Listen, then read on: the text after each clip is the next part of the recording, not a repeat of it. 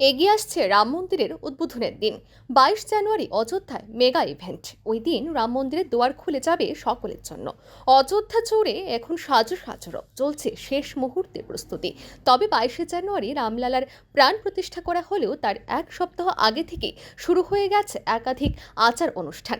রাম মন্দির উদ্বোধনের আগে 11 দিনের বিশেষ নিয়ম রীতি পালন শুরু করেছেন দেশের প্রধানমন্ত্রী নরেন্দ্র মোদীও। আজ 14 জানুয়ারি মকর সংক্রান্তির দিন থেকে শুরু করে আগামী 22শে জানুয়ারি পর্যন্ত দেশব্যাপী সমস্ত উপাসনালয় এবং মন্দিরগুলোতে একটি বিশেষ পরিচ্ছন্নতা অভিযান চালানোর ঘোষণা করেছেন তিনি।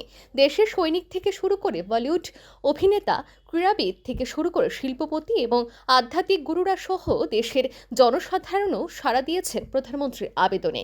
ভারতীয় জনতা পার্টির জাতীয় সভাপতি জগৎ প্রকাশ নাড্ডার নির্দেশে এই কর্মসূচিতে সামিল হয়েছেন রাজ্যের মুখ্যমন্ত্রী ডক্টর মানিক সাহাও। আট টাউন বরদোয়ালি মণ্ডলের উদ্যোগে স্থানীয় কার্যকর্তাদের সাথে নিয়ে জগন্নাথ জিউ মন্দিরে আয়োজিত স্বচ্ছতা অভিযানে রবিবার অংশগ্রহণ করেন তিনি।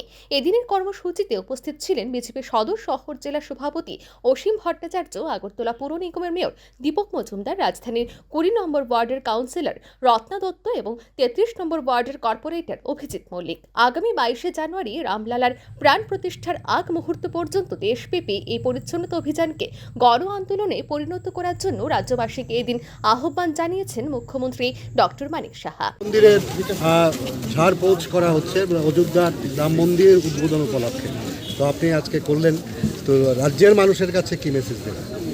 আমি একটা কথাই বলবো যে 500 বছর ধরে সবাই অপেক্ষায় ছিল কবে রাম মন্দির উদ্বোধন হবে এবং রামলালাজি এখানে প্রতিষ্ঠিত হবে। তো আগামী 22শে জানুয়ারি এটা প্রতিষ্ঠিত হতে যাচ্ছে এবং আমাদের শ্রদ্ধেয় মাননীয় প্রধানমন্ত্রী নরেন্দ্র মোদীজি হাত ধরে সেটা উদ্বোধন হবে এবং সেখানে রামলালাজি সেখানে প্রাণ প্রতিষ্ঠা হবে। এবং উনি আহ্বান রেখেছেন সারা ভারতবর্ষের সমস্ত লোক যেন 14 তারিখ থেকে 22 তারিখ পর্যন্ত সমস্ত মন্দির যাতে এরা পরিষ্কার পরিচ্ছন্নতার দিকে যায়। তো আজকে আমরাও এখানে শুরু করেছি, জগন্নাথ জিউ মন্দিরে আজকে আমরা শুরু করলাম এবং আমার সাথে আমাদের মেয়র সাহেব আছেন, আমাদের কর্পোরেটরও আছেন এবং অন্যান্য সমস্ত কার্যকর্তারা মিলে আমরা এখানে করছি এবং সাধারণ মানুষও কিন্তু এর সাথে জড়িত হয়েছে। এটা আমাদের একটা মানে কি বলবো, ভারতবাসীর কাছে এটা একটা আস্থা, বিশ্বাসের জায়গা। রাম মানে একটা বিশ্বাসের জায়গা, তো সেটা এতদিন বাদে প্রতিষ্ঠিত হতে যাচ্ছে। তো আমি সমস্ত ত্রিপুরাবাসীকে আমি আহ্বান করব যে এই যে আমরা একটা অভিযান শুরু করেছি সেই অভিযানে যেন সবাই সামিল হয়। নিজের হাতে ঝাড়ু তুলে নেওয়ার পাশাপাশি রাজ্যের সমস্ত সামাজিক সংস্থা এবং প্রতিষ্ঠানগুলিতেও এই মহান কর্মযজ্ঞে সামিল হয়ে বিভিন্ন মন্দির পরিসরকে পরিচ্ছন্ন করে তুলতে নির্দেশ দিয়েছেন মুখ্যমন্ত্রী ডক্টর মানিক সাহা।